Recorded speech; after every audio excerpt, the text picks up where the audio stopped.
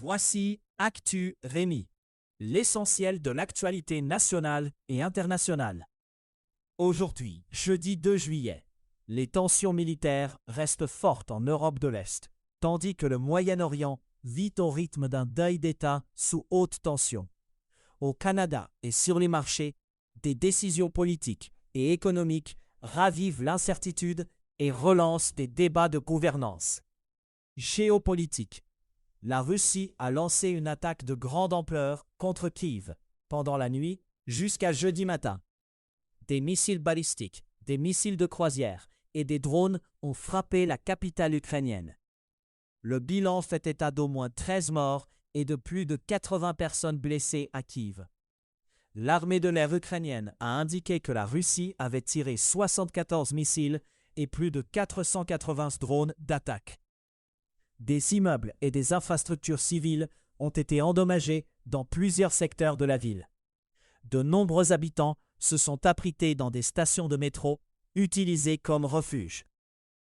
Le maire de Kiev a annoncé une journée de deuil après ce qu'il a qualifié d'attaque la plus massive contre la capitale. D'autres régions ont aussi été visées, dont Zaporijia, Mykolaiv et Kharkiv. Volodymyr Zelensky avait averti que Moscou préparait une attaque de grande envergure contre le pays.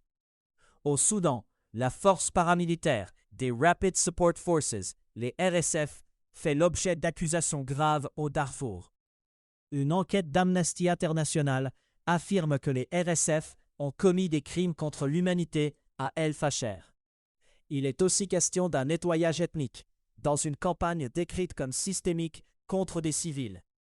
Les accusations incluent des meurtres, de la torture, des viols et des cas d'esclavage et de servitude sexuelle. L'organisation décrit des attaques généralisées et systématiques visant des populations civiles. El Fasher est un point stratégique au Darfour, où les violences ont des effets directs sur les habitants et les déplacements. À Doha, des discussions indirectes ont repris entre les États-Unis et l'Iran, avec une médiation. Des négociateurs américains et iraniens ont tenu des réunions séparées mercredi. Le Qatar a facilité les échanges, avec l'appui de médiateurs pakistanais. Les autorités qataries ont fait état de progrès positifs et d'un accord pour poursuivre les discussions. La suite du processus dépend maintenant d'un nouveau calendrier et du maintien de ce canal de dialogue. Le Pakistan a annoncé la participation de son Premier ministre à un moment politique majeur en Iran. Shehbaz Sharif doit assister aux funérailles d'État de l'ancien guide suprême iranien, l'ayatollah Ali Khamenei. Le ministère pakistanais des Affaires étrangères a confirmé le déplacement. Ali Khamenei avait 86 ans et a dirigé l'Iran pendant 36 ans. Il a été tué le 28 février, au premier jour de la guerre américano-israélienne contre l'Iran. Les cérémonies commencent le 4 juillet à Téhéran et doivent se terminer le 9 juillet à Mashhad avec l'inhumation. Canada. Washington a refusé de renouveler l'accord États-Unis-Mexique-Canada, l'ACEUM, connu comme l'USMCA aux États-Unis. La décision est associée au président Donald Trump, qui avait fait de ce pacte un accord phare de sa politique commerciale. L'accord ne disparaît pas immédiatement, puisque son échéance reste fixée à 2036. La différence, c'est qu'il ne sera pas reconduit sur une longue période et passera plutôt par des réexamens annuels. Cette mécanique introduit une incertitude durable pour les échanges entre les trois pays. Des négociations ont commencé et elles s'annoncent difficiles dans un contexte où les chaînes d'approvisionnement nord-américaines sont fortement intégrées. En Ontario, le gouvernement de Doug Ford a élargi les pouvoirs de maire fort à près de la moitié des municipalités de la province. Des documents obtenus par CBC News montrent que les consultations ont suscité des avis majoritairement négatifs. Des répondants ont qualifié ce modèle d'inutile et d'antidémocratique. Malgré ces critiques, le gouvernement a poursuivi l'expansion du dispositif. L'enjeu touche la gouvernance locale et l'équilibre des pouvoirs entre conseils municipaux et exécutifs. La portée est importante, parce que la mesure vise un grand nombre de municipalités ontariennes. Au Québec, le gouvernement veut développer de nouveaux quartiers de maisons préfabriquées. Le ministre Fréchette a évoqué des unités dont le prix serait inférieur à 350 000 $. Le projet viserait une trentaine de régions de la province. L'objectif est de proposer des options d'habitation plus rapides à construire. La démarche s'inscrit dans un contexte de pression sur l'offre de logement. Les paramètres précis, dont les lieux exacts et le calendrier, restent à préciser. Investissement Québec versera des primes exceptionnelles, malgré un rendement qui ne suit pas la même courbe. Les primes distribuées atteignent un nouveau sommet, pour un total de plus de 15 millions de $. Cette somme concerne le bras financier de l'État québécois. L'organisation respecte de justesse la règle d'or qui encadre sa performance. Le contraste entre primes élevées et performances limites alimente des questions de reddition de comptes. Le dossier se joue aussi sur la façon dont l'État évalue et récompense les résultats d'une société publique. Science. Comprendre l'origine animale d'Ebola reste un enjeu central pour prévenir de futures flambées. Des scientifiques soulignent que l'absence de sources clairement identifiées maintient un risque pour les humains. Cette incertitude peut aussi exposer la faune à des représailles quand des espèces sont ciblées à tort. Le contexte virologique est marqué par plusieurs menaces, dont le virus Bundibugyo lié à l'épidémie d'Ebola en cours en République démocratique du Congo. Dans un autre épisode, une flambée d'Andisvirus a été signalée sur un navire de croisière. Cette situation a touché 13 personnes et a causé 3 décès. Ces événements rappellent l'importance des enquêtes de terrain, de la surveillance et de l'identification des réservoirs animaux. La montée en puissance technologique de la Chine redessine la compétition spatiale mondiale. Pékin progresse dans les classements de la recherche et étend ses ambitions dans l'espace. Cette dynamique renforce la position de la Chine comme rival direct des États-Unis sur le plan technologique. L'enjeu dépasse les lancements, puisqu'il touche aussi la capacité d'innovation et l'avance scientifique. Le mouvement se lie dans l'accumulation de leadership dans plusieurs domaines de recherche. La rivalité prend une dimension mondiale, avec des effets sur les partenariats et les choix stratégiques. Aux États-Unis, Medicare commence à couvrir des médicaments de perte de poids, une première pour ce programme. Le dispositif passe par un projet pilote. Il ouvre l'accès à des traitements de type GLP-1 pour prendre en charge l'obésité. Le programme vise des millions de bénéficiaires, avec un copaiement mensuel annoncé à 50 $. La question centrale devient l'éligibilité, puisque tous les patients ne seront pas automatiquement couverts. La mise en œuvre concrète déterminera l'ampleur réelle de l'accès et les effets sur le système de soins. Climat. En Espagne, une vague de chaleur de juin pourrait avoir causé plus de 1000 décès. Ce chiffre provient d'un système national de surveillance des décès excédentaires. Des experts mettent en garde contre l'interaction dangereuse entre pollution et températures élevées. En Côte d'Ivoire, des inondations ont fait au moins 59 morts, selon un porte-parole du gouvernement. Les autorités craignent que le nombre de décès augmente à mesure que les bilans se précisent. Monde. En Iran, les autorités ont averti les États-Unis et Israël contre toute attaque à l'approche de funérailles d'État. Le pays se prépare aux cérémonies pour l'ayatollah Ali Khamenei, tué lors de frappes israéliennes au premier jour de la guerre. Les commémorations doivent commencer le 4 juillet à Téhéran. Elles doivent se terminer le 9 juillet à Mashhad, la ville natale de Khamenei, avec l'enterrement.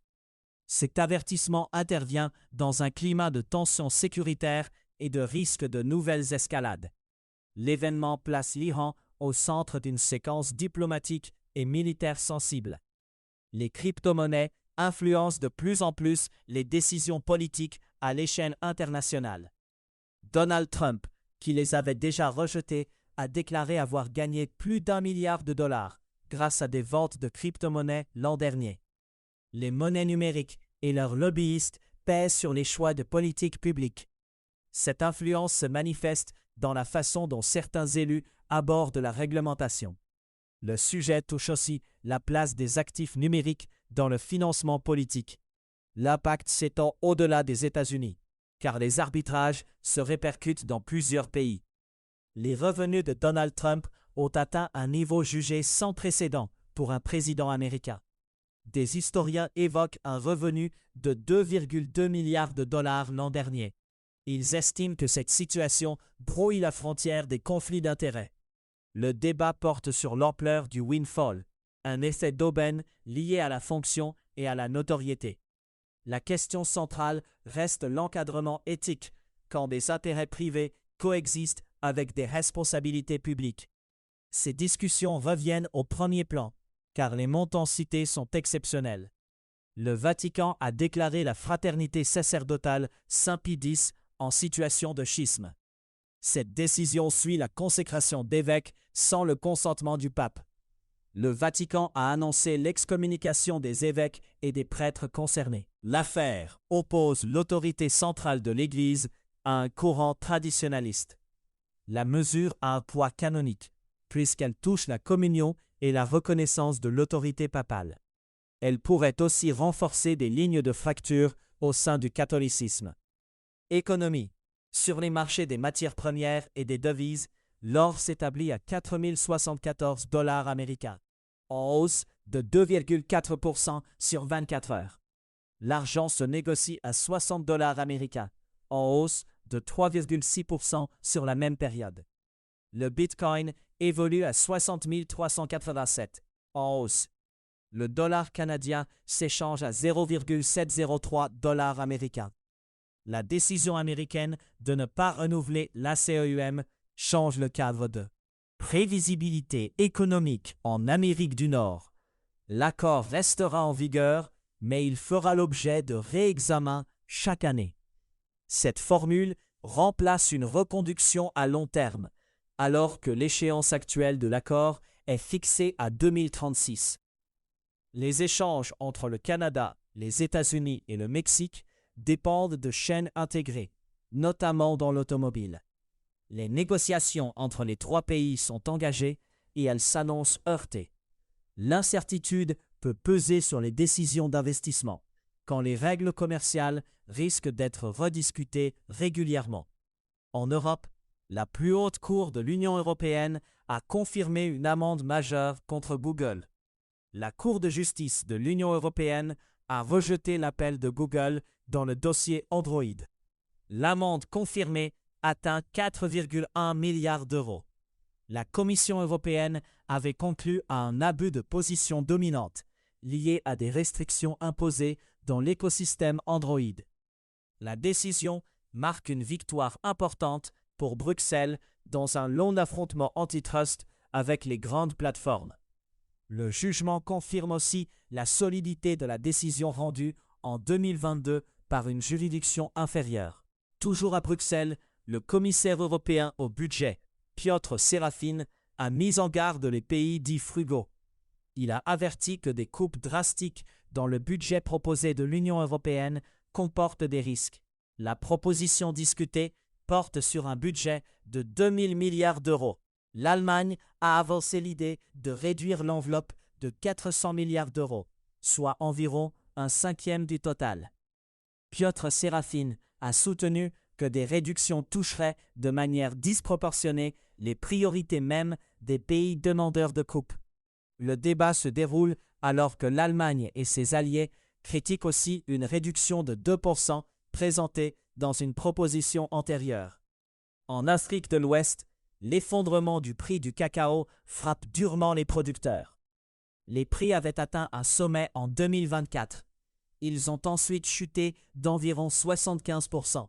La baisse touche des millions d'agriculteurs au Ghana et en Côte d'Ivoire. La crise réduit les revenus dans des zones où le cacao reste une activité centrale. Une question reste ouverte pour le secteur, celle d'un éventuel tournant dans l'organisation et la résilience de la filière. À savoir aujourd'hui, le 2 juillet 1964, le président américain Lyndon B. Johnson a signé le Civil Rights Act aux États-Unis. Le 2 juillet 1937, Amelia Earhart a disparu au-dessus du Pacifique pendant sa tentative de tour du monde en avion. C'était Actu Rémi. Merci de votre écoute.